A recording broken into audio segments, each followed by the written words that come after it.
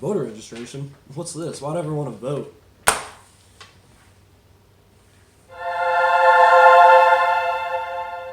You silly goose. If you don't vote, how do you expect to have your opinions and ideas represented in federal policy? Never thought of that before. Want to know why you've never thought about it? It's because your voice will never be heard.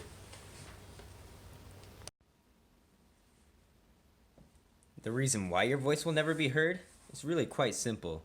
You see, you are just one person who lives in Idaho.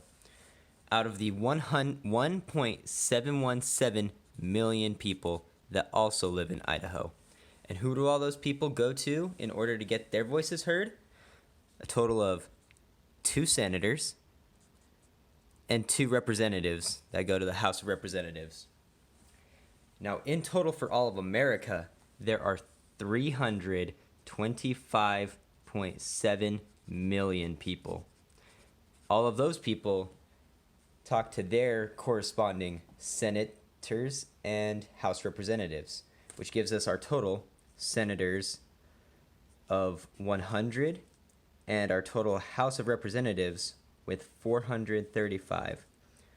So explain to me how you think that your one voice amongst this many people is going to get heard in Idaho, and let alone how your voice is going to be heard amongst the 300 plus million people that live in America. Those stats may be true, but let's hear what one of our very own elected officials has to say about that. All right. Do you feel that you are accurately representing the people of Ada County? As far as I'm concerned, yes, but you have to define what the word accurately means. Do you feel like you are representing what the people of Ada County want? Those that open their mouth and say something, yes. Those that don't, who knows? Awesome. Do you think that the voices of the voters are heard that do open their mouth? Yes, absolutely. A lot of people would find that surprising. But if they'll make their wishes known, ask questions, instead of complaining and threatening or something like that, they're always heard. Does every vote matter? Yes, and I'll tell you why. There's sometimes about half a dozen elections in the state of Idaho that are not just a tie, but they have to be decided by the flip of a coin. If one other person had voted one way or the other, that wouldn't have had to happen. Just this November, Fred Martin kept his seat by only 6 votes. So if a few people had decided, he's safe, I don't need to vote, he'd have been looking for another job. And that happens.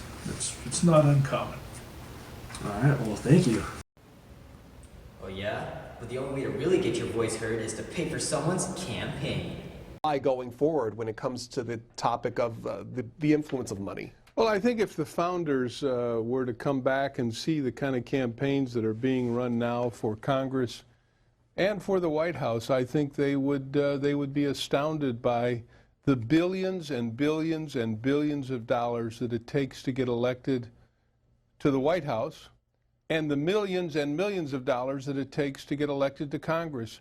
The founders never dreamed that that was the way that our representatives were going to come to Washington, D.C., that you'd have to raise a lot of money or have a lot of money to be an elected representative. That's not what the country was about. That's not what the founders thought we should be doing. And The only way they get elected, though, is through the votes of people just like you. For most of the incoming representatives-elect, we ran for office so we could come to Washington to make the communities we represent the priority and stop playing politics with their lives. That means removing voting obstacles so that every vote and every voice is heard. That means passing true ethics and accountability reform so that public servants honor the public trust and Washington stops being run by insider influence and starts working for the people again. That also means finally ending the dominance of big money in our politics and limiting the stronghold of corporations and special interests. Maybe my vote actually does matter. I think I'll give it a chance. 3 hours later. Guess what? I just got represented, and so can you.